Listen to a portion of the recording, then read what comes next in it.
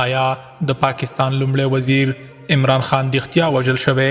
عمران خان چا ولې او څنګه ووجه؟ معلومات ټول همدغه ویډیو کې وګورئ او چینل حتما سبسکرایب کړئ. پر ټولنیزو شبکو داسې غیر رسمي ادعاوې خپرې شوي چې ګواکې 30 ورځې وړاندې د پاکستان پخوانی لومړی وزیر عمران خان د پنجاب له لوري وژل شوی او د کورنۍ اړیکې یې پرې شوي دي، ځکه تېره ورځ هم د عمران خان خور علیمه خان ته هم اجازه نه ورکول کېده چې تر څو عمران خان سره وویني.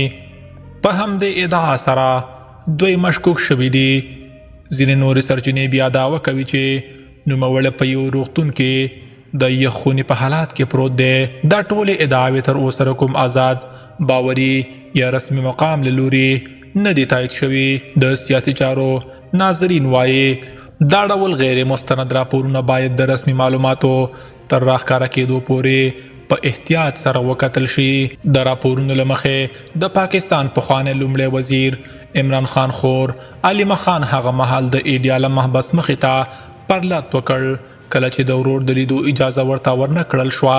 عین شاهدان وایي پولیسو د هغې د پرلط د ختمولو لپاره د اوبو شیندلو او نورو زوریزو اقداماتو څخه کار واخیست او بالاخره یې له محبس څخه لرې کړه. د پی ټی ای ډلې ویان دغه کار غیر قانوني او د کورنۍ د حقونو ښکاره سرغړونه بللې او ویلي دي چې ګوند به د حکومت د دې چلن بدل اخلي.